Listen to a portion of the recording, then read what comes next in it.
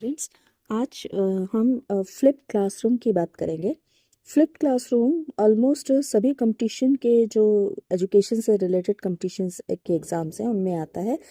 और इस समय दिनों दिन ये प्रक्रिया, ये प्रोसेस जो है, ये टेक्निक बहुत जोर पकड़ रही है, क्योंकि सक्सेसफुल भी हो रही है। क्योंकि देखो, अक्सर आपने ये बात महसूस की होगी कि अगर हमें कंटेंट पहले से पता हो तो या हमने उसको पढ़ा हुआ हो या समझा हुआ हो उसको इम्पोर्टेंट, तो कुछ ऐसी चीज़ें होती हैं जो कि हम क्लासरूम में उसको पहुंच सकते हैं, क्योंकि हमने पहले से पढ़ा है। तो हम उसको पूछा जा सकता है, क्योंकि कहीं पे जहाँ पे भी मटेरियल कॉम्प्लिकेटेड लगेगा वहां आप उसको पूछ लोगे। अक्सर आप क्लासरूम में आते हो ना, कहते हो हमने पढ़ा तो था, जब टीचर बोलता है घर से पढ़ के आना, कल मैं ये पढ़ाऊंगा, तो आप बोलते हो अगले दिन आके जब टीचर पढ़ाता है, हाँ पढ़ा तो था लेकिन मेरी समझ में कुछ नहीं आया। तो ये एक तरीके से उसका सॉल्यूशन भी है, क्योंकि इसमें क्या करते हैं, जो टीचर होता है ना वो खुद जो स्टडी मटेरियल होता है, यानी इंपॉर्टेंट जो चीज़ें होती हैं उसको तैयार करता है, चाहे वो पॉइंटेड के रूप में करे या कैसे भी करे। और फिर उस मटेरियल, कंटेंट मटेरियल को वो स्टूडेंट्स को भेज देता है। आउटसाइड द क्लासरूम पूरी प्रक्रिया होती है, कक्षा में आने से पहले, यानी उस सब्जेक्ट्स को क्लासरूम में पढ़ाने से पहले वो इस कंटेंट को सप्लाई कर देता है अपने स्टूडेंट्स को। अब स्टूडेंट्स क्या है, वैसे तो बुक में सब कुछ लिखा हुआ है, लेकिन थॉरो स्टडी के लिए, पिन पॉइंटेड स्टडी के लिए, वो जो टीचर्स ने जो नोट्स भेजे हैं उनको पढ़ता है। अब उस नोट्स में उसको कोई कमी लगती है, अपने टीचर, अपने जो फ्रेंड सर्कल है उनसे डिस्कशन कर लेता है ना। नहीं भी करता तो वो उनको मार्क कर लेता है जहां जहां उसको प्रॉब्लम आती है ना। यानी आउटसाइड द क्लासरूम का भी वो उपयोग कर रहा है, तुम्हें यहाँ से ये बात पता चल रही होगी, और अपने समय का भरपूर उपयोग कर रहा है ना, और सही पॉजिटिव डायरेक्शन में यूज कर रहा है। उसके बाद फिर वो जो उसकी जो कठिनाइयां हैं, जो जहाँ उसके क्वेश्चन मार्क आए हैं, वो जब क्लासरूम में टीचर आते हैं और इस कंटेंट को समझाना शुरू करते हैं, तो वो वहां पे क्वेश्चनिंग करता है कि मुझे ये चीजें समझ में नहीं आई। ये प्रोसेस, ये मेथड बहुत अच्छा तरीका है उन तरीकों से जिसमें कि टीचर आके बिल्कुल नए तरीके से समझाता है, तो आधे स्टूडेंट्स की समझ में आता है, आधे स्टूडेंट्स की समझ में अगर नहीं आता, या अगर आता भी है तो कुछ पॉइंट्स ऐसे होते हैं जहाँ पे वो अटक जाता है। अब वो उस दौरान तो नहीं पूछ सकता ना, या कहीं पे अगर उसके बाद का फिर सारा मटेरियल जो टीचर पढ़ा रहा है वो सब उसके लिए बेकार हो जाता है, क्योंकि वो तो शुरू में अटक गया है ना। तो इन सब चीजों से उसको मुक्ति मिल जाती है ना। तो यहाँ ये जो प्रोसेस है, इसीलिए ये इतना लोकप्रिय हो रहा है, खासकर वेस्टर्न कंट्रीज में। और अभी तो मैं देख रही हूँ हमारे इंडिया में भी ये बहुत पॉपुलर है ये वाला मेथड, कि हम फ्लिप क्लासरूम या फ्लिप जो नेटवर्किंग है उस तरीके से हम क्लास को पढ़ाएं, तो बच्चे की लर्निंग में स्टेबिलिटी आएगी। का जो इंट्रोडक्शन था, इसको जो प्रेजेंटेशन किया था, वो सबसे पहले रूस की एक हिस्टोरिकल, आई मीन हिस्ट्री की एक डॉक्टर थी। उन्होंने इसको 1984 में इसका फ्लिप का क्लास के मॉडल को प्रेजेंट किया था। उसके बाद 1990 में रूस के जो टीचर्स थे उन्होंने इसको एक्सेप्ट करना शुरू किया, और फिर धीरे धीरे जब इसकी लोकप्रियता बढ़ती चली गई, तो इसे लगभग विश्व के सभी स्कूल्स और कॉलेजेस में इसको पढ़ाना शुरू कर दिया गया। उसके बाद क्या हुआ था कि वेस्ले वेकर एक एजुकेशनलिस्ट थे, तो उन्होंने 2000 में एक पेपर प्रेजेंट किया था, जिसमें उन्होंने पहली बार फ्लिप क्लासरूम से रिलेटेड एक पेपर प्रेजेंट किया, जिसमें पहली बार फ्लिप शब्द का उन्होंने प्रयोग किया। इससे पहले ब्रेट्सा नेचाकिनिया ने फ्लिप क्लासरूम का जो कंसेप्ट था वो तो प्रेजेंट किया था, बट फ्लिप शब्द नाम नहीं दिया था। फ्लिप क्लासेस के लिए उनने इनिशियली उन्होंने क्या किया था कि चूंकि वो केमिस्ट्री के टीचर थे, और उन्होंने उन बच्चों को जो कि जिनकी की क्लासेस मिस हो जाती थी, उन्हें ऑनलाइन नोट्स भेजने शुरू किए, लेक्चर्स नोट्स भेजने शुरू किए। तो ताकि जो उनका जो गैप है, जो कहीं लैकिंग हो गई है, उसको फिलअप किया जा सके। इस प्रकार जो फ्लिप क्लासेस थी वो अब वर्तमान समय में एक हाइब्रिड फॉर्म है ऑनलाइन लर्निंग की, एंड प्लस ट्रेडिशनल लर्निंग की, ट्रेडिशनल टीचिंग की। अब जो फ्लिप्ड क्लासेस है वो क्या होता है, ये एक ऐसी पद्धति है जो टीचर्स को हेल्प करती है अपनी जो टीचिंग है उसको एक्टिव करने के लिए, है ना। यूँ तो क्लासरूम में आता है, नया सब्जेक्ट्स पढ़ाता है, नया मटेरियल पढ़ाता है, तो आधों को समझ में आता है, आधों को नहीं समझ में आता। कुछ ऐसे भी होते हैं जो कंफ्यूज हो जाते हैं कहीं ना कहीं, है ना। तो ये जो कन्फ्यूज़न होता है ये उनका पहले से पता होता है उन्हें कन्फ्यूज़न, और वो पहले ही अपने टीचर से क्लासरूम में जैसे ही टीचर आता है तो उससे वो क्लियर कर लेते हैं कि यहाँ हम अटके थे, ये प्रॉब्लम्स आई, ये चीज़ें हैं जो हमें समझ में नहीं आई। और फिर जब वो उसके बाद रिपीट करके सारी चीज़ें देता है तो मानो बच्चों की जो लर्निंग है उसमें सीमेंट लग जाता है। सो इसके लिए क्या होता है कि जब ये फ्लिप एक्टिविटीज़ करते हैं, फ्लिप क्लासरूम जब हम लेते हैं, तो स्टूडेंट्स को कंटेंट से रिलेटेड नोट्स या मटेरियल जो है वो कक्षा के बाहर या फिर यूँ कहिए कि घर पर अगर बच्चा है तब, या फ्रेंड सर्किल में है तब पढ़ने के लिए दिया जाता है। याद रखिएगा, ये जो मटेरियल होता है ये टीचर खुद तैयार करता है। कोई भी फोटो स्टेट किसी भी बुक की या कुछ ऐसा प्रिंट आउट ऐसा नहीं देता है कि इसमें से छांट लो और कर लो। खुद उसे मटेरियल तैयार करना पड़ता है। नो डाउट टीचर की थोड़ा सा वर्क तो बढ़ता है प्री एक्टिव फेस में, बट जो उसके द्वारा पढ़ाया हुआ जो कंटेंट होता है फिर वो फॉरएवर हो जाता है बच्चों के लिए, उन्हें लर्न बहुत अच्छे से हो जाता है। एंड देन उसके बाद क्या होता है कि ये इस विचार पर आधारित है कि स्टूडेंट्स को यदि कंटेंट के बारे में पहले से ही पढ़ने के लिए दे दिया जाए या ज्ञान देने के लिए दे दिया जाए, तो वो कक्षा में पढ़ने के दौरान उस समय का पूरा उपयोग कर सकता है, क्योंकि समझ में ना आने वाली जो कठिनाइयाँ होती हैं वो पहले ही जान चुका होता है, और अब वो जब कक्षा में पहुंचता है तो सॉर्ट आउट करने पहुंचता है। रूप से भी इसका मतलब समझ लो कि फ्लिप का मतलब होता है, बोलते हैं ना कि फ्लिप मार रहे हो, मतलब तुम जो है अपनी बात से पलट रहे हो, उल्टा कर रहे हो। तो फ्लिप का मतलब एक तरह से उल्टा करना है ना। और अगर तुम देखो तो इसे भी हमने एक तरीके से उल्टा कर दिया ट्रेडिशनल क्लासरूम से। पहले ट्रेडिशनल क्लासरूम में क्या होता था, टीचर पढ़ाता था कंटेंट को, उसके बाद कहता था घर से पढ़ के आना, जिसको जो नहीं समझ में आए वो पूछ लेना। तो उसके बाद स्टूडेंट्स घर पे जाके उसकी स्टडी करता था, और फिर समझ में आया तो ठीक है, नेक्स्ट डे वो क्वेरीज अपनी पूरी करता था, है ना। तो इसमें क्या था, वो 2 दिन, एक तो टाइम लिमिट्स जो थी वो बहुत ज़्यादा थी, टाइम टेकिंग थी भाई। अभी पहले वो पढ़ेगा, और फिर उसमें एक चीज़ और क्या थी, कि अगर मान लीजिए टीचर के पढ़ाते हुए नया कंटेंट दिया जा रहा है और कहीं पे बच्चे को नहीं समझ में आ रहा है, तो उसके बाद का जो पोर्शन टीचर समझा रहा है वो भी 100% चांसेस हैं कि वो भी उसको स्टूडेंट्स को ना समझ में आए। तो ये प्रोसेस, और फिर उसके बाद उस घर से उसको पढ़ना है, तो हो सकता है उसके बाद कई सारी ऐसी चीज़ें हों जो वो पहले समझ सकता था बट अब नहीं समझ पा रहा है। इसीलिए क्या हुआ कि इसको पूरा उलट दिया गया, फ्लिप कर दिया गया। टीचर ने नोट बनाए, नोट्स स्टूडेंट्स को भेजे। अब उस स्टूडेंट्स ने स्टडी किया, या नहीं समझ आया उसको मार्क कर लिया।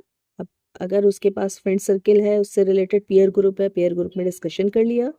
फिर भी नहीं समझ आ रहा है, उसको मार्क कर लिया, क्लासरूम में जाकर इस टीचर से पूछ लिया। तो जो टाइम टेकन प्रोसेस उसमें था ट्रेडिशनल टीचिंग में, वो अपेक्षाकृत कम हो गया। देखिए फ्लिप के बारे में जान लेते हैं। इसको अगर तोड़ तोड़ के देखा जाए तो फ्लिप का पूरा मतलब क्या है ना। वैसे तो हम समझ गए फ्लिप का मतलब है उल्टा, है ना। फ्लिप एफ का मतलब है फ्लेक्सिबल एनवायरनमेंट, यानी हम जो एनवायरनमेंट रखें उसमें फ्लेक्सिबिलिटी होनी चाहिए। बच्चा चाहे तो क्लासरूम में या क्लासरूम के बाहर जब भी उसको समय मिले वो उस कंटेंट को देख सकता है और समझ सकता है। एल मतलब लर्निंग कल्चर। लर्निंग कल्चर मतलब सीखने का कल्चर ऐसा होना चाहिए जो पॉजिटिव हो उसके लिए। अब वो पॉजिटिवनेस ज़रूरी नहीं कि उसको क्लास में ही मिले, क्लासरूम के बाहर भी उसको कई ऐसे तरीके होते हैं या कई ऐसा कल्चर होता है जिसमें कि कई ऐसे पार्ट्स जहाँ पर कि वो अपना अच्छे से सीख सकता है। एंड देन उसके बाद आई का मतलब इंटेंशनल कंटेंट। इंटेंशनल कंटेंट यानी टीचर द्वारा बनाया गया हैफाजर्ड नहीं, एक सिस्टमैटिक कंटेंट जो कि टू द पॉइंट होता है, या मैं कहूँ इंस्ट्रक्शनल। होता है जिसमें केवल नॉलेजेबल पार्ट होता है। एंड देन पी का मतलब प्रोफेशनल एजुकेटर्स, यानी प्रोफेशनल एजुकेटर्स वो लोग होते हैं जो कि सही मायनों में जो टीचर्स होते हैं, यानी जो आगे बढ़ना चाहते हैं स्टूडेंट्स को प्रोग्रेस अपने, ना केवल अपनी प्रोग्रेस करना चाहते हैं बल्कि अपने साथ अपने स्टूडेंट्स को भी आगे बढ़ाना चाहते हैं। इसके लिए वो जी तोड़ मेहनत करते हैं, इनसाइड द क्लासरूम भी और आउटसाइड द क्लासरूम भी। तो एक प्रोफेशनल, लेकिन उसके साथ साथ एक प्रोफेशनल एजुकेटर्स वो भी होता है जो यानी पूरी तरीके से पेशेवर होता है, यानी उसने अपने परिवार को चलाने के लिए उसने टीचर को एक टीचिंग जॉब को एक अपने कैरियर के रूप में अपनाया हुआ होता है। और जब कैरियर के रूप में अपनाया है तो नो डाउट वो प्रोग्रेस करना चाहता है। तो प्रोफेशनल तो फ्लिप हो गया, प्रोफेशनल एजुकेटर्स के द्वारा उस बनाया हुआ कंटेंट जो कि मतलब पॉजिटिव होता है, इंस्ट्रक्शंस होता है, केवल एक नॉलेजेबल पार्ट होता है जो जिसको कि स्टूडेंट्स अपने फ्लेक्सिबल एनवायरनमेंट में बैठकर आराम से उसको एक्सेप्ट करता है, काम करती है। जिसमें सबसे पहला सिद्धांत ये है कि ये टीबीएल मॉडल पर काम करती है। टीबीएल मॉडल मतलब टीम बेस्ड लर्निंग मॉडल पर काम करती है। टीम बेस्ड लर्निंग मॉडल का मतलब ये है कि छोटी छोटी ग्रुप बनाकर हम उसमें पहले से जो है वो कंटेंट डाल दें और फिर उसके बाद उस कंटेंट के आधार पर बच्चा उस कंटेंट को देखे, उसको समझे और फिर उसकी तैयारी करे। तो बहुत कुछ जो टीबीएल है वो उसका पार्ट फ्लिप्ड क्लासरूम में लिया गया, कि इसलिए ये कहा जाता है कि टीबी जो फ्लिप्ड क्लासरूम है उसका जो प्रिंसिपल है वो टीबीएल मॉड्यूल पर बेस्ड है। दूसरा जो प्रिंसिपल है वो है readiness assurance process. Readiness assurance process मतलब एक प्रोसेस, एक एश्योर करने का एक प्रोसेस जिसके आधार पर बच्चों को बच्चों को नोट्स दिए जाते हैं, पहले से प्रिपेयर्ड नोट्स दिए जाते हैं, उनको तैयार किया जाता है ताकि वो मेंटली प्रिपेयर हो सकें उस नए नॉलेज को लेने के लिए। इसके लिए जो टीचर, संबंधित टीचर जो नोट्स तैयार करता है वो उन बच्चों को प्रोवाइड कराते हैं। अब ये प्रोवाइड कराने का जो मीडियम है वो जनरली थ्रू नेट होता है, और यहीं से जो फ्लिप्ड क्लास है वो बेस जो बीएलएम है वहाँ से डिफरेंट हो जाती है, क्योंकि बीएलएम में ये प्रोविज़न नहीं होता। इसके बाद तीसरा प्रिंसिपल है एप्लीकेशन एक्टिविटीज़। अब इस पर आधारित एप्लीकेशन एक्टिविटीज़ शुरू हो जाती हैं, यानी बच्चा खुद जब बच्चा एश्योर्ड हो जाता है, मेंटली प्रिपेयर हो जाता है, तो वो खुद से पढ़ता है और अपने पीयर ग्रुप के साथ पढ़ता है, अपने साथ के दोस्तों के साथ या अपने क्लासमेट्स के साथ उसको कंसल्ट करता है। एंड देन उसके बाद क्लासरूम में आकर टीचर के साथ अपनी प्रॉब्लम को सॉर्ट आउट करने का प्रयास कराता है। And then peer evaluation. Peer evaluation में टीचर ये चेक करने की कोशिश करता है कि पीयर एवोल्यूशन में एक तो जो स्टूडेंट है, इवैल्यूएशन में मूल्यांकन या इवैल्यूएशन मतलब अमंग द स्टूडेंट्स एवेल्युएशन होता है। जैसे हमने ये कहा कि उदाहरण के तौर पर हमने ये कहा कि जो शिप है उसको अगर एक शिप बनानी है तो आप ये बताइए कि क्या क्या चीज़ उसमें लग सकती है, कौन सा जो मटेरियल है वो बेस्ट माना जाएगा। और हमने कुछ ऑप्शन दे दिए कि जैसे उसमें हम कॉपर लगा लें, उसमें हम लकड़ी का यूज़ कर लें, हम उसमें आयरन का यूज़ कर लें, हम उसमें स्टील का यूज़ कर लें। अब बच्चों को थोड़े थोड़े ग्रुप में बांट दिया और उन ग्रुप का से हमने एप्लीकेशन एक्टिविटीज़ के अंतर्गत उसमें डिस्कशन जब होगा तो उसके बाद हम जो फाइनल रिपोर्ट तैयार करते हैं कि जिसने जो ये कहा, किसी ने कुछ बोला, किसी ने कुछ बोला, किसी ग्रुप ने, और क्यों वो उस चीज़ को चूज़ कर रहे हैं कि शिप बनाने के लिए स्टील अच्छा है या शिप बनाने के लिए लकड़ी अच्छी है, तो उसको अपनी केस को वो जस्टिफाई कर रहे हैं, तो उस जस्टिफाई के आधार पर रिपोर्ट तैयार करते हैं और फिर पीयर एवेलुएशन, इस तरीके से टीचर पीयर एवेलुएशन करता है। बेनिफिट की या मेरिट की बात की जाए तो इसका बड़ा अच्छा जो बेनिफिट है वो है सेल्फ पेसिंग, यानी जिस बच्चे की जितनी कैपेसिटी वो उसके अनुसार लर्निंग करता है, यानी अपनी गति के अनुसार बढ़ता है। ज़रूरी नहीं कि बच्चे पर ज़बरदस्ती थोपा जाए। जितना भी क्लास जो ट्रेडिशनल टीचिंग होती है क्लासरूम में, उसमें तो हम ये मान के चलते हैं सबको समझ में आ गया, बट एक्चुअली इसके आधार पर जितना बच्चे की सेल्फ पेसिंग है उसके आधार पर उसको समझ में आता है। तो एक ये बहुत बड़ी इसकी मेरिट है, और यही बाद में डीमेरिट भी बन जाती है कि इसको फिर टेस्टिफाई कैसे किया जाए। देन इसके बाद दूसरा आता है opportunity two of active learning, है ना। तो जो एक्टिव लर्निंग मतलब बच्चा प्रिपेयर होकर आता है पहले से कि क्लासरूम में उसे जो डिस्कशन करना है उसके ये पॉइंट्स हैं, उसकी ये प्रॉब्लम्स आए हैं जिसको कि वो सॉर्ट आउट करना चाहता है। वो बिल्कुल ब्लैंक होकर क्लासरूम में नहीं बैठता। इस जो क्लास आई मीन जो ट्रेडिशनल टीचिंग होती है, जो ट्रेडिशनल क्लासरूम में टीचिंग होती है, उसमें कभी कभी क्या होता है कि अगर मान लीजिए कहीं पे बच्चे को कुछ प्रॉब्लम आ रही है तो वो वहीं पे अटक के रह जाता है, उसे कुछ समझ में नहीं आया तो वो वहीं पे अटक के रह जाता है। उसके बाद का टीचर जो भी लेक्चर दे रहा है या जो भी समझा रहा है वो उसके लिए बिल्कुल ब्लैंक हो जाता है, क्योंकि वो उससे पहले के पॉइंट पे अटका हुआ है। तो ये इस तरीके की जो प्रॉब्लम्स एक्चुअल क्लासरूम में होती हैं, उन परेशानियों से वो बच जाता है और एक्टिवली लर्न करता है उन चीज़ों को, क्योंकि वो तैयार होता है कि जहाँ उसको प्रॉब्लम है वो क्लासरूम में आकर उसको सुलझाएगा, उसको उसको सॉर्ट आउट करेगा। देन उसके बाद मोर कोलाबोरेशन इन पीयर ग्रुप। जब टीचर नोट्स को भेजता है, कंटेंट को भेजता है, तो उसके बाद डिस्कशन होता है आपस में।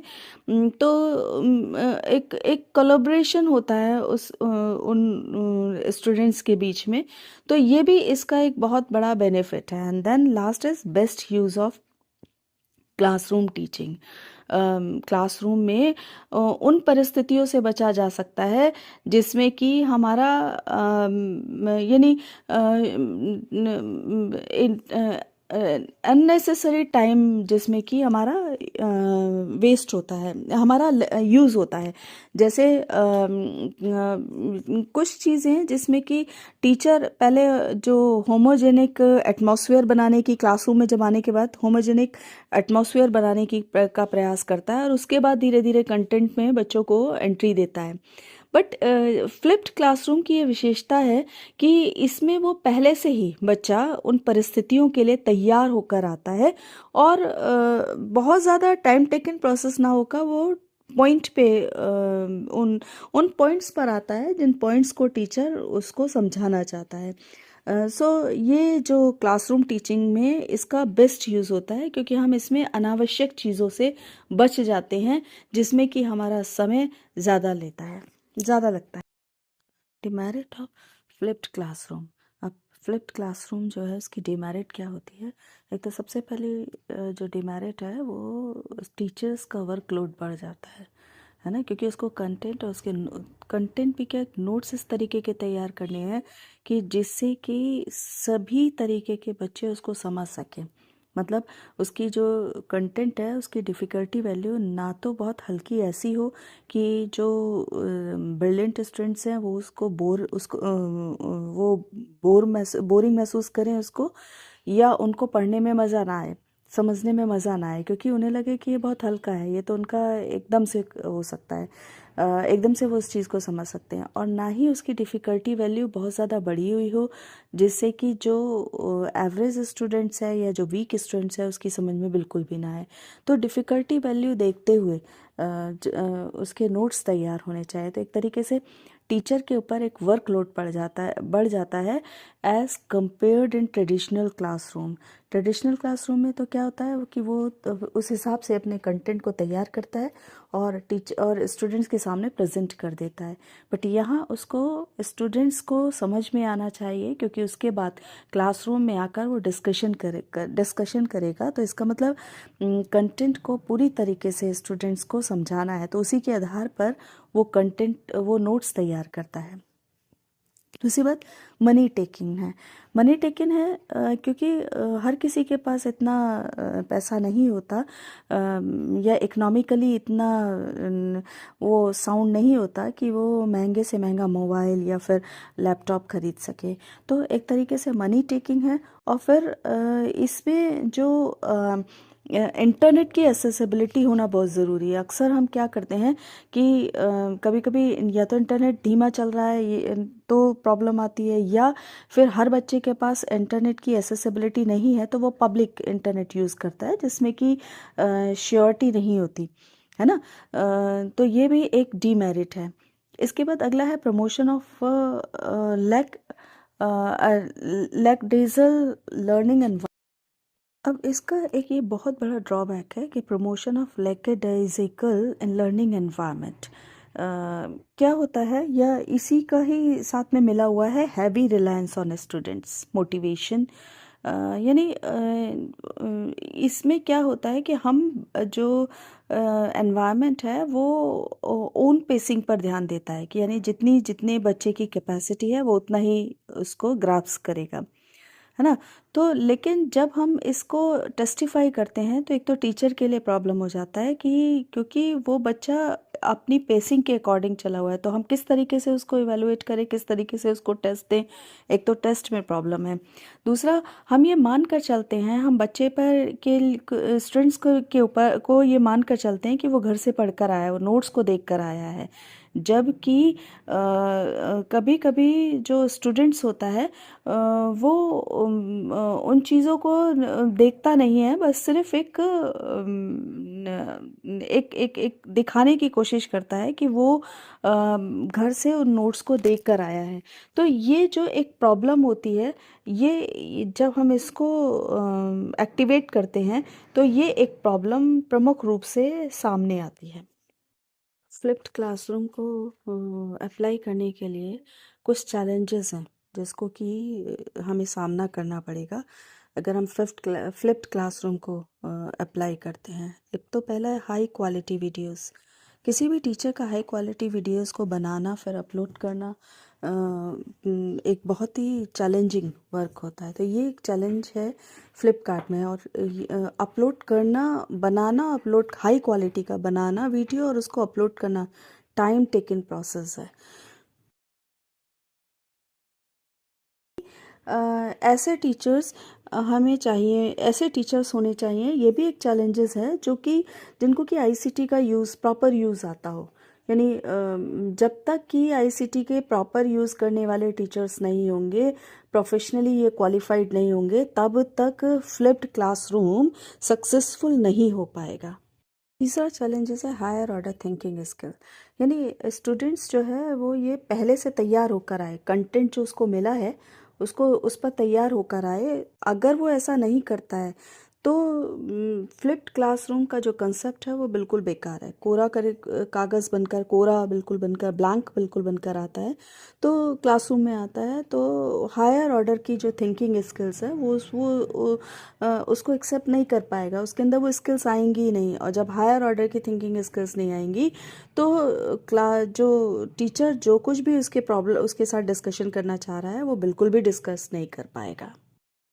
अब देखिए, इसको हम रिवाइज ब्लूम की टेक्सोनॉमी के अकॉर्डिंग समझते हैं। हायर ऑर्डर थिंकिंग स्किल किस तरह से फ्लिप्ड क्लासरूम में एक चैलेंजेस है और किस तरह से फ्लिप्ड क्लासरूम हमारा वर्क भी करता है। नॉर्मली जब हम ट्रेडिशनल क्लासरूम की बात करते हैं तो हमारा ये जो रिवाइज्ड ब्लूम टेक्सोनॉमी है वो नीचे से चलता है। यानी सबसे पहले हम रिमेंबर करते हैं, रिमेंबरिंग कराते हैं, फिर अंडरस्टैंड होता है। ये 2 लेवल तक क्लासरूम में इनसाइड द क्लासरूम वर्क होता है। और उसके बाद होमवर्क दे के या कुछ और प्रोजेक्ट दे के हम ऊपर के जो 4 हायर ऑर्डर्स के लेवल हैं वो हम आउटसाइड द क्लासरूम बच्चों के लिए छोड़ देते हैं कि अब आगे स्टूडेंट्स जो है वो अपने आप उसको करेगा। यानी क्लासरूम में, ट्रेडिशनल क्लासरूम में रिमेंबर और अंडरस्टैंड तक तो काम हुआ। देन उसके बाद जो हमारा टीचिंग ऑब्जेक्टिव था, अप्लाई, एनालाइज, एवेलुएट और क्रिएटिविटी, वो स्टूडेंट्स बाहर से यानी आउटसाइड द क्लासरूम उसको करता है। जैसे होमवर्क दे दिया, प्रोजेक्ट दे दिया, वो वहाँ समझने की कोशिश करता है। लेकिन जब हम फ्लिप्ड क्लासरूम की बात करते हैं तो इसमें जस्ट उलट हो जाता है। यानी आउटसाइड द क्लासरूम, यानी उसको हमने कंटेंट भेज दिया, आउटसाइड द क्लासरूम हमारे 2 टीचिंग ऑब्जेक्टिव पूरे हुए, रिमेंबर, अंडरस्टैंड। अब जब वो क्लासरूम के अंदर आता है तो ऊपर के जो 4 हैं, अप्लाई, एनालाइज, एवेलुएट और क्रिएटिविटी, वो उन ऑर्डर्स को, उन टीचिंग ऑब्जेक्टिव्स को फुलफिल करने का प्रयास करता है।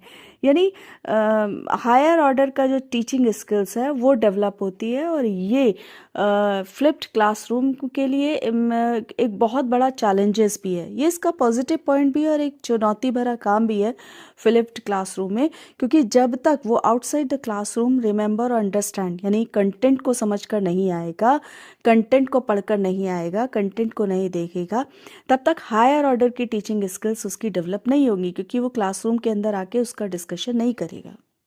वीडियो पसंद आया है तो इसको लाइक कीजिए, सब्सक्राइब कीजिए, एक प्यारा सा कमेंट बॉक्स में डालिए, साथ ही बेल आइकन ज़रूर दबाइएगा। और इसको प्लीज़ अपने जो क्लासमेट्स हैं और जो बीएड एमएड कर रहे हैं, नेट या सीटेट की तैयारी कर रहे हैं, वो उनको शेयर कराइए। Thank you.